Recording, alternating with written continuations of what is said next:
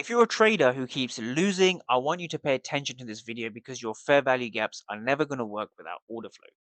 So I want to give you an example of some fair value gaps, right? So this fair value gap held, and we're going to go through the psychology of a trader in this region, right? How do you know price is going to go down in this region? How do you know price is going to go down?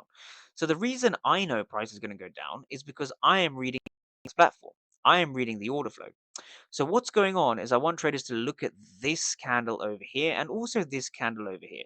First, we have a 0 and a 2. So if we go back to the candlestick chart, what's going on is this green candle is actually giving us that 0 and 2, and this black candle over here is giving us the same as what you see here.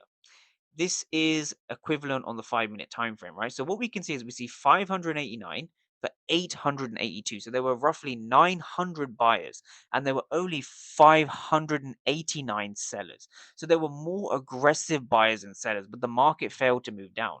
So what that's showing you is that this particular fair value gap that's above the daily opening price so far is holding. Now, with that being said, you can now take a position, a short position at the bottom of the fair value gap, and you can keep your stop loss just above this local wick, right? And your job now is to simply target the London low, which is somewhere down here, right? London low, you want to be selling above the daily opening price. Now, with that being said, let's see how price plays out. So we can see price hitting our overall target eventually, I believe, somewhere in the New York session. But when you're trading fair value gaps, right, the moral of the story is in order for you to catch high risk reward trades and high probability trades with a higher strike rate, you need to know what's going on inside of the fair value gaps, right? And the only way you can really do that successfully is by using an order flow footprint chart, right? So the order flow footprint charts essentially tell you what's going on, right? So we can see over here again a lot of aggressive buyers, and these aggressive buyers have not been rewarded, right? So here we saw a massive buyer which corresponded to this region over here.